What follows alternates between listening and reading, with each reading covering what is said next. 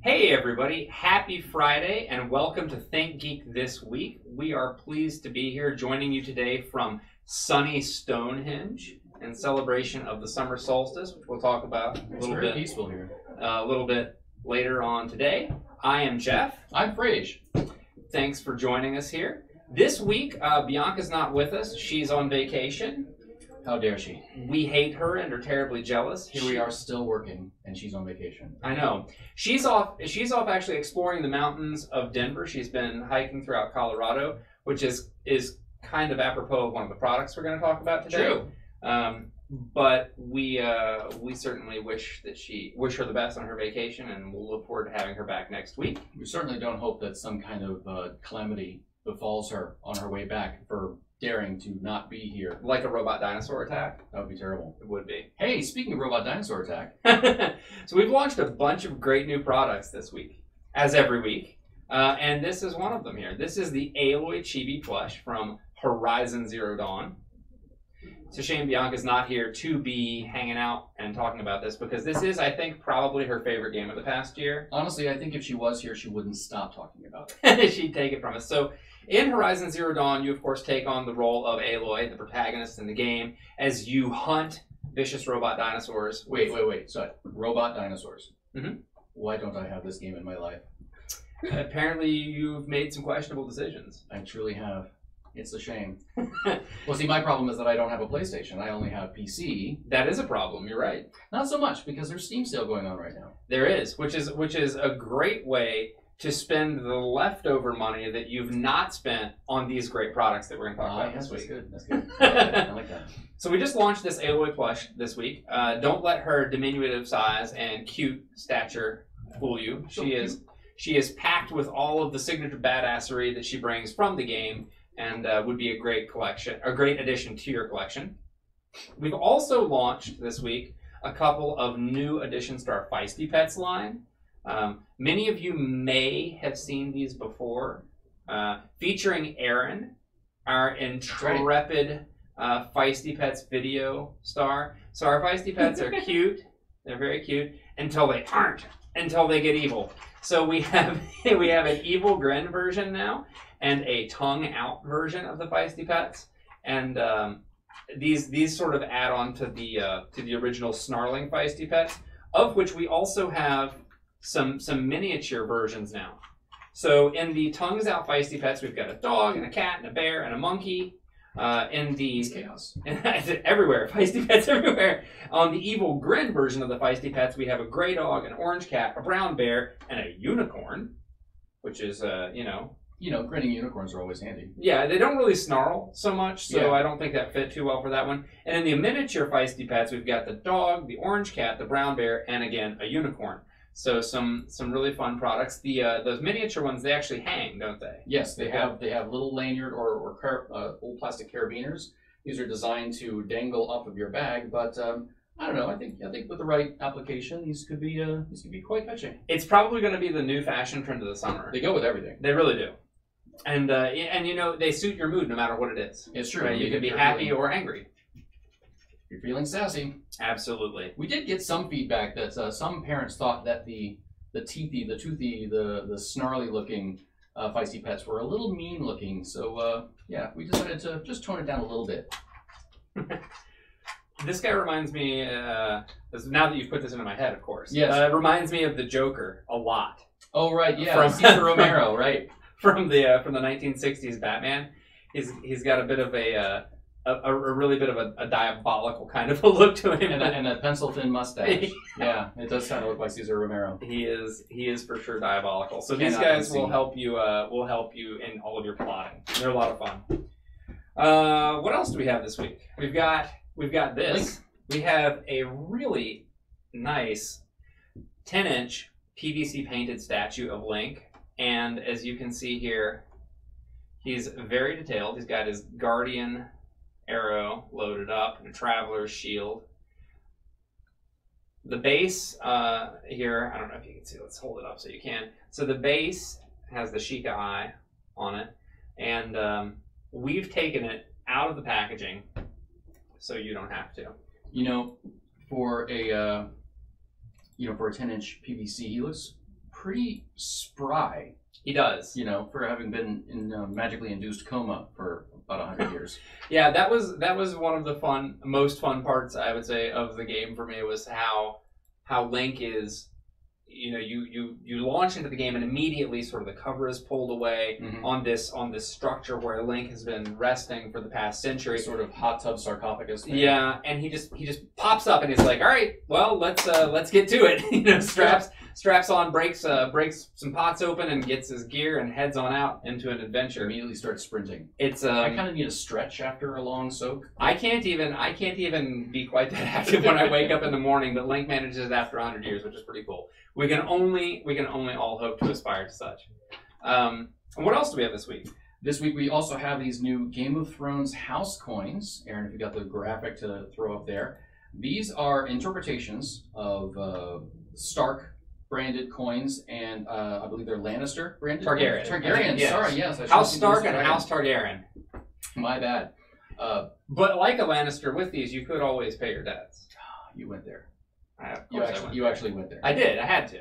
$29.99 for the set of 4. You can either choose Targaryen or Stark. Not legal tender, but they are very, very cool and jingle very nicely in your pocket, I might add. Yeah, and these are real metal. These aren't like plastic pieces of junk. These are actually real. There's a mint. I met them. The people who run the mint, I met them. They're very, very nice people, and they do really, really fine work, and they care a lot about how this product looks. So it's amazing. And you know, maybe with like the rise of cryptocurrency, maybe we will see these being legal tender. Yeah, I wonder. Well, yeah, they do actually make a real Bitcoin. I mean, I think it's enormous, isn't it? Like a real giant. I haven't seen, but I mean, it sounds great. I want one. I want one too. I would like any Bitcoin. I think it's worth about $3,000 a coin right now. That's right. Yeah, last week it should be part of the news segment. Is what the current price of Bitcoin is. If we start talking about Bitcoin this week, we're going to have to talk about it every week because it's going to make the news, I think, every week, either for going up a ton or down a ton. You know, either way. That big streaming rig that you bought would be a great machine to just sit there and mine all day. Bitcoin, yeah. Well, we're not doing the stream. We could be mining Bitcoin. That's how we'll pay for it. It's a missed opportunity. The last product we want to talk about this week is this very cool Smithsonian Dinosaurs Lunchbox tin. And, you know, when we were talking about Aloy is in a post-apocalyptic future where she's fighting robot dinosaurs. And if you think about it, we're kind of in a post-apocalyptic future from the dinosaurs' perspective. It's true. Playing a game about a post-apocalyptic future in which the dinosaurs are back. It's very meta. It is. We must go deeper. We got to. But the lunchbox is really cool. It's got diagrams of the dinosaurs on one side in their full fleshy glory, and on the other side they are depicted as sort of a skeletonized version of the dinosaur. And there's some facts on here which you probably can't read via the stream, but I assure you they really are on there, and they tell all about the dinosaur's name, and I believe also max length and height and diet and weight and their Latin names. It's pretty cool. Yeah. It's all the information you need to know which dinosaur would win in a fight. Yeah, that's true. Which is really what people are going to be needing to know the most. There's no issue. They don't tell you what their power level is. You can surmise it. It's just an algorithm. It's a calculation. It's just a calculation to find the power level of any dinosaur. So in other animals that have great power levels, it is segue. It is National Take Your Dog to Work Day today, and I'm allergic to dogs, so it's great. Oh, is that what that was? Okay. Yeah, so I'm sniffly and itchy from having dogs in here, but it's worth it because it's a lot of fun. So ThinkGeek's office is and has historically been, right? Yep, a very dog-friendly office, and people take advantage of that fact, which is great. So increased productivity, unless you're this guy. Yeah, in which you just I have to keep tissues by my desk. But a lot of the folks bring their dogs in. And we would love to show all the dogs who come into ThinkGeek. But the truth is, we've got this table, and it's only rated for small dog weight. Yeah. So we can't show all the dogs. But Aaron has been posting a lot of the dogs on Twitter today. Yeah. So if you want to see some more of the ThinkGeek dogs, check out @ThinkGeek on Twitter. But today, we're going to be introducing you to some of the dogs and the people that bring them to ThinkGeek. You ready? Let's do it. Let's do it. Let's talk about some dogs.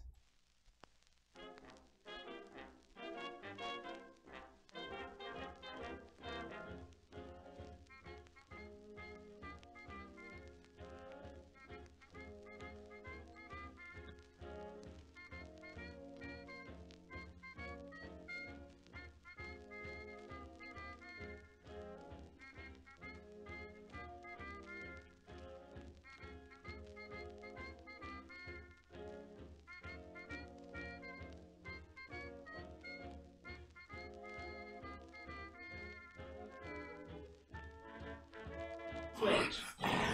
And we're back for National Take Your Dog to Work Day. Today we have two dogs here, and we have Rachel. Hi. Rachel, tell us who do we have here with us on the table on ThinkGeek this week? This is Judy, and this is Walter. And what kind of dogs are these besides very good dogs? They're French bulldogs. Yeah. And how long have you had them? Walter is almost 4, and Judy is about to turn 3. And Judy's bigger than Walter. Yeah. Walter's a run. He's a little boy. And you can probably hear them on the screen. Walter and Judy make constant happy snort noises. Yes. They're a lot of fun. Yes. What do you do here at ThinkGeek? I'm our licensing specialist here at ThinkGeek. And so what does a licensing specialist do? So we go out and get all the contracts that allow us to make all the cool products for ThinkGeek.com. And what are some of the most interesting things you've gotten to do while you're working here at ThinkGeek? Yeah, so during my time here, we negotiated our contract with Nintendo. So there's been tons of cool product coming out of that. So. Yeah, we just showed it's not one of ours, but it is a really cool Nintendo product. Just showed the Legend of Zelda Breath of the Wild Link statue, and we had on the stream a couple of weeks ago. We showed the Traveler Shield backpack, which was one that we did make, which I thought was a fun product. If you guys haven't seen that, you should check it out. Yeah. So what do Walter and Judy do here? They mostly sleep and snort and hang out. So they're everyday dogs at ThinkGeek. And how long have you worked at ThinkGeek? About 1.5 years now. And so Walter and Judy have been hanging out here at ThinkGeek ever since. Yep. Well, thank you noisily hanging out. Well, thank you for bringing them on. Yeah. And thank you for coming to join us today. Happy National Bring Your Dog to Work Day. Every day is Bring Your Dog to Work Day here. All right, well, we have some more dogs that we're going to show you. So we're going to go take a quick dog switching loading break, and we'll be right back.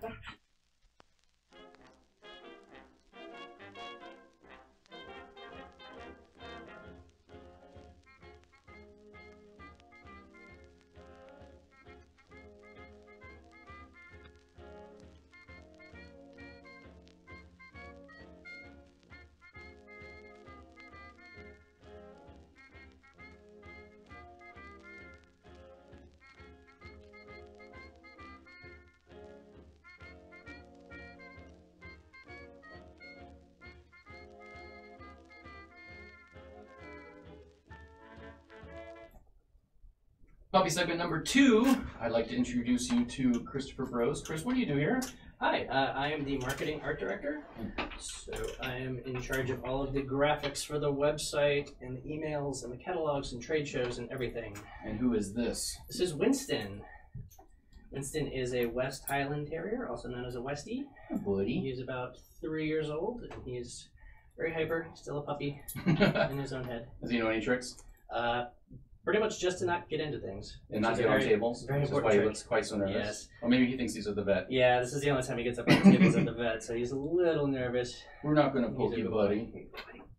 He's so cute. Yes. Now, we've seen Winston before in other ThinkGeek products videos and images before. Do you remember? Yes, the April Fool's product, the Star Trek White Noise Machine from 2016. That's a very interesting one. Yes, you may notice a cameo from Winston at the very end of the video, so go check it out.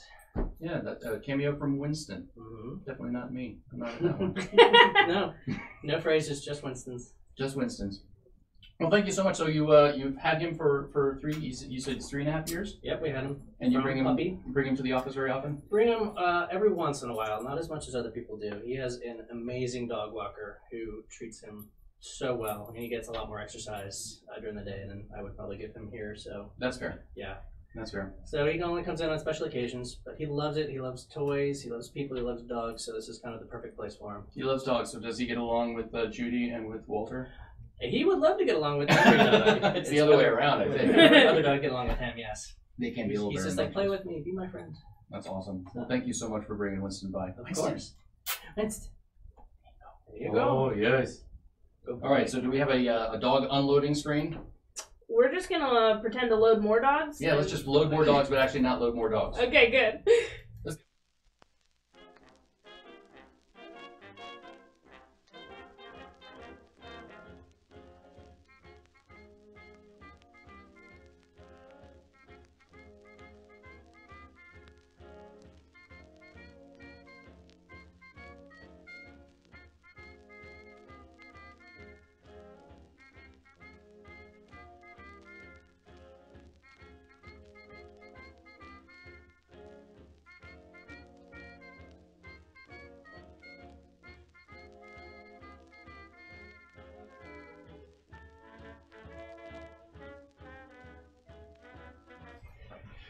So since I am allergic to dogs, this is about as close as I come to bringing a dog to work. After this, it's going to be a Benadryl and a nap, I think. Yeah, probably so. They told me they won't let me bring my cats in, which is a real bummer.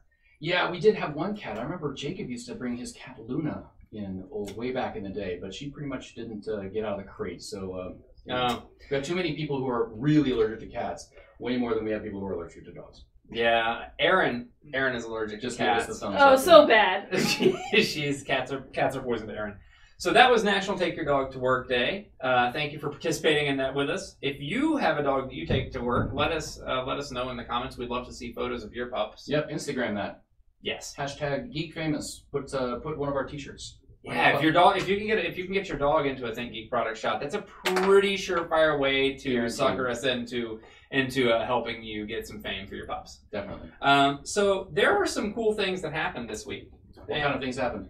Geeky things. Really? Number one. And any astronomical things, perhaps? Astrological, even perhaps. Ooh. We had a summer solstice. A summer solstice. What's that like? Well, wow. What is it like? Is that the thing where you can jump up in the air and hover for a second?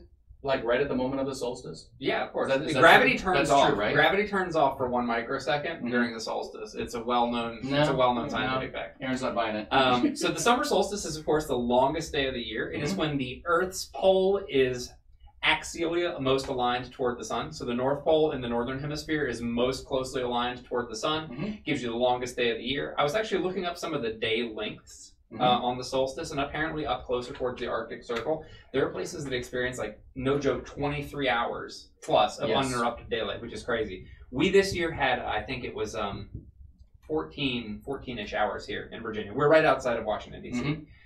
So the summer solstice happened, and to any of our friends who are watching us from the southern hemisphere, in South America, Australia, enjoy winter. Yeah, we're sorry. It's ice time for you guys, because the winter solstice, of course, is when the pole of the Earth is as far away from the sun as it can possibly be. The other way. So the other way. Tropical Cancer is the sun is directly overhead at noon. Tropical Capricorn is the winter solstice when the sun is directly overhead at noon. So in the southern hemisphere, everybody just experienced the winter solstice on this is on June 21st. In case I forgot to mention that. So June 21st, longest day of the year. Yeah, you'll see that the news will say the 22nd is the solstice, but that's the first full day of summer. So it's, if you hear it, just be pedantic and say, Mom, actually, it's the 21st. So for the first time in nearly 70 years in 2016, so last year, this is just an interesting fact that I found out. In nearly 70 years, for the first time in nearly 70 years, the moon was a full moon on the same day as the summer solstice, which is kind of an interesting happening. It's sort of not quite on the same level of an eclipse, but it's kind of a cool alignment sort of a thing. So that happened last year, and it's going to be quite a while before that happens again, I think. Now, did you follow the normal traditions of feasting and celebrating and fighting on the summer solstice? Yeah, that's your family. That is, we slay the fatted calf typically. Fun. Messy. and have a good brawl. That's for summer solstice. No, so there are a lot of celebrations of it, and it does tie into a lot of different traditions throughout the world, and sort of it is kind of interesting to me how sort of no matter where you were in the world, as cultures over time have always paid attention to celestial events. It's true. And the solstice and the equinox. Stonehenge. Here we are. Have always paid attention to these celestial events and have tied different significances to them. And I don't know. I think that the summer solstice is pretty cool. It's just really interesting to have this really long uninterrupted period of daylight, and that's always the funniest thing. It always feels like, today, it's the 23rd today as we're filming, but yesterday was the longest full day of summer, or longest day of daylight. But it doesn't feel like it. It doesn't feel like that until about August or even like early September, when it finally the days really start to shorten. But really, they're shortening now by a few seconds or a few minutes a day. I can't remember the exact number.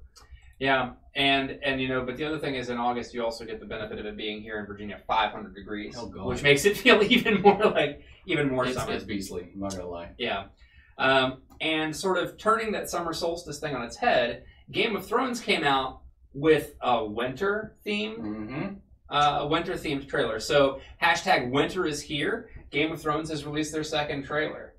I am pretty excited for this I guess, I don't know, it's not really the penultimate season, it's the end, it's the last half, or the first half of the last season. Is that how they're calling it exactly? Are they doing this season and one more, right? Yeah, and I think this, but it's sort of like a split. Yeah, they're going to do this version. in half, so, yeah. Yeah, so that's coming out. We're literally in uncharted territory right now, because a lot of the stuff that we're going to see with the show hasn't actually been written for the books yet. So we're going to be way ahead of what George R.R. Martin has actually printed. And of course, too, because there's been the divergence in the content from the show to the books too, we don't really even know. And this is pretty interesting. There could be a totally divergent path. Yeah, this is the Game of Thrones from Universe C167. Yeah, it's pretty cool. So the trailer looks great, and it hints at some really interesting stuff. Of course, we see the Night King featured very heavily in this trailer. It looks like maybe there's some hints that the houses may be cooperating with one another. At least two of them. Yeah, and so there's this great quote from Sansa during the trailer where she says, "When the snows fall and the white winds blow, the lone wolf dies, but the pack survives." Yeah, that makes me nervous for Jon Snow. Yeah. The lone wolf? Or that's my interpretation. What do you guys think? He did die the once before. True. True, yeah. But I guess he can come back again. He could, yeah. But it looks great. We're really excited for that. That's coming out really soon. And if you haven't ever checked out our site for Game of Thrones products, if you're a fan, you should. Spoiler alert, again, we've got some more that'll be coming out soon. Oh, yeah. Around the time that the show is ramping up. So you should definitely keep an eye out there. And if you are a Game of Thrones super fan or a super fan of swords, we also do have a Longclaw replica on our site, which you should add to your home. It's amazing, and it's legit. It's real. It doesn't feel like one of those cheap plastic things. You can kill a bear with that thing. I'm not gonna lie. Not that we would. I would recommend hunting bears with it. Please don't. It doesn't have an edge, but it's very pointy. Doesn't you mean always that it stick could. it with a pointy end, right? Yeah, absolutely. That's needle. That's something else. And then What what do we else? tell the bear? What Not else? today. What else happened this week in TV? Because there was some more stuff in TV, right? Some more stuff. Yes. Creators of Sherlock. Right, the creators of Sherlock. Was it Stephen Moffat and Mark Gatiss? I don't know names. I'm bad with names. They're starting a new show. They are. Yeah. And it's another BBC show. It's based on Bram Stoker's Dracula. And it looks like, from everything that's been released about it so far, that it's going to take on the sort of feature-length episodic format that Sherlock took on.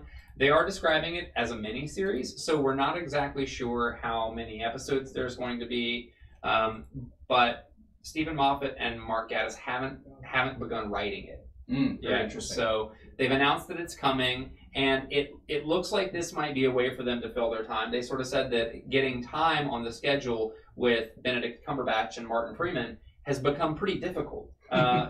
Apparently those guys are in pretty hot demand. Are they the Bud Abbott and Lou Costello of this century? They might be, but they're in pretty high demand, and it looks like there's a delay, or not. I wouldn't say a delay because that would imply that a schedule had been announced, but right. they have their own internal schedule. Yeah, it looks like it's going to be a while. I guess I should say if there's another season of Sherlock. So, what do you guys think about this at home? Are you excited for this? Are you fans of Sherlock? Are you fans of Stephen Moffat and Mark Gatiss? If you're not, get out. I'm serious, get out. And there goes Aaron. See ya. You know, I love this idea. I think I know this is based off of Bram Stoker's original Dracula, which diverges greatly from the MGM classic movie Monsters franchise. But I would love to see a sort of retelling of a modernization, a serialization of some of the classic movie monsters like Frankenstein, like the Mummy, like the Wolfman, and even like the Creature from the Black Lagoon. Can you imagine a love story featuring the Creature from the Black Lagoon set in modern day London? Sure. Just on Baker Street with Sherlock. That's right. Just mix them all together like League of Extraordinary Gentlemen. That would be amazing. And in today's world, would he speak with like a Cockney accent or something? Of course, he would have to. Yeah. So that's coming out. We'll see what happens. I'm ripping. Let's do this. Make checks payable to cash. We'll see what happens there, but I'm personally excited about it. I'm a big fan of pretty much anything involving vampires, and I love Sherlock, so I'm excited to see what these guys do. You know what I'm a big fan of? What's that? Han Solo. Me too. There's been some changes. There's been some changes in that. Yes, the Han Solo movie has new directors. The previous directors out. They are out, but there's a new one. Yeah, there's a new director announced. The literal creative differences. They even announced, I think, on their Twitter feed, you know, we hate to use the phrase creative differences, but really this is what happened. Creative differences between Phil Lord, Christopher Miller, and I guess the powers that be. It seemed to be sort of like a broad sense of what this movie should be at Lucasfilm, based on what I was seeing about it. And you know, I think Star Wars movies feel like Star Wars movies, even when they don't. Like even when they don't feel like Star Wars movies. Even Rogue One was, I mean, it had a very different feel to it, and I don't know if it was just the music, but I think it had a visceral feel. It was a little divergent, but it was still Star Wars. Right, and it seems like, with good reason, of course, the team at Lucasfilm has really strong feelings and beliefs about what the movies can or should be, and the folks that they had in directing it, in case you're not familiar with the names, they did direct 21 and 22 Jump Street, as well as the Lego movie. So some really, you know, some good movies under their belt, but nothing that really felt like Star Wars. So now they've brought in Ron Howard. Ron Howard, and what would make this movie better is if Ron Howard sort of narrated it throughout the entire thing. Just a voiceover, running voiceover throughout the whole thing. That is why you always leave a note. So we'll see what shakes out. Like a one-armed guy just like watching, just hanging out. That'll be a fun one to see, though. I'm looking forward to the Han Solo movie. Han Solo has always been my favorite character in the Star Wars. Certainly my wife's favorite character. Yeah, I don't know. I identified with the I don't know, more of the, I guess the rebellious side of, not even just the rebellion, but Han Solo like as rebel to the core. You know, he's a smuggler. He kind of lives by his own rules. He's rampaging around the galaxy in this jalopy of a ship, and he I don't know. There's something about Han Solo that always just really rang true to me. Yeah, I mean, when I was a kid watching it, I always, of course, identified with Luke Skywalker, but, you know, that was way before I sort of identified the whiny half of Luke Skywalker at the beginning of A New Hope. But the thing that always bugged me about Han Solo was his like, no, I'm out of here. I'm out of here, Luke. I'm going to take my money from the princess and head off to Jabba the Hutt, and good luck, kid, and then takes off. And that always bugged me. But his buddy Chewbacca, always by his side, no matter what, would always give him guff for not being a good guy. Yeah, and there's his conscience. They're a great pair in the way that they play off one another in the story. And you know what you mentioned with Luke, I think, is also a really interesting device, because you know Luke had to be sort of this. I mean, if you think about where he's coming from, he's a moisture farmer in the middle of nowhere, right? He's never done anything. He's just hanging out, and then he's faced with this impossible task. So he kind of had to be who he was in the beginning, so that he could grow into who he becomes. You know, when he goes to face Vader, and hands over his lightsaber willingly. Right. I mean, Luke Skywalker was, from a writing perspective, he stood in for the audience. He knew nothing about the world around him. He only had glimpses of the world around him and aspirations, and was sort of spoon-fed, here's the universe as it comes at him. He's first surprised by Mos Eisley, and then the bar, and then Solo, and then the princess and the Death Star, and suddenly realizing is part of a much bigger universe, and then takes charge from that point forward. But it's a great story. Yeah. So we're looking. Have you guys seen Star Wars? Have you heard of that? I think most people probably have heard of it by now. I don't know if everybody's seen it though. It's still a little cult classic. Yeah, but it's a very, very limited distribution. So we're looking forward to the Han Solo movie. We'll see what happens. It's also going to be featuring Alden Ehrenreich as Han Solo, and Emilia Clarke, and Woody Harrelson, and Donald Glover. It's a pretty good cast, it seems like. So I'm hoping that Ron Howard can bring it home. What else do we have this week? One other big thing has happened this week that we figured we ought to talk about. What's that? Video games. Right, so we touched on it briefly. And Steam sale this week. Actually, you guys brought Steam down. If you tried to log into Steam yesterday, looking at all of the Twitter feeds talking about the Steam sale and their favorite games are on sale, you brought the site down. You killed it. Well done. Good job. Good job. Seriously. Because I wanted to buy Far Cry 3, finally, and couldn't. Thanks. Paycheck, free. Thanks. Couldn't do it. I'm going to have to do it this weekend. I couldn't play all night last night. Thank you. Bunch of jerks. Greedy, buying all the games when I couldn't buy them. It's not fun. I'll stop. So, I'm definitely looking forward to the Steam sale too. As I said before, we would prefer that you hit up ThinkGeek.com first. Right, yeah. Check out some great new products. But if you've got anything left, Steam does have some good titles. Do you have any recommendations for sort of lesser known games that people might not have played? Oh man, right now I'm totally addicted to a game called 7 Days to Die. And unfortunately, I don't think it's actually part of Steam sale, but it's still $24.99, a really, really good deal. And if you're not familiar, it's a post-apocalyptic zombie-induced nightmare where you awaken literally in the middle of nothing with nothing on you, and you have to harvest the land around you and scavenge and defend yourself against ever-increasing horde of ravenous zombies. That sounds like nightmare fuel. It's like, well, I mean, but there's more than that. There's also building. The world is fully destructible. So you mine, you dig, and you harvest trees, and you build giant edifices to help protect you. Ever increasingly large edifices to protect you against, again, ever increasingly large hordes. I mean, hordes, hundreds of zombies. My recommendation for people who haven't heard of it is Owlboy. If you haven't played Owlboy, it's a lot of fun. It's sort of I guess it's a 2D action platformer along the lines of maybe sort of like SNES era action platformers, but I would say it does have sort of a pixel art style, but it's not really meant to be 16-bit in style. It's sort of, I think the creators call it high-bit. Okay. So it looks more something like you'd see from the Sega Saturn era in terms of the pixel quality. And like it's really quite beautiful.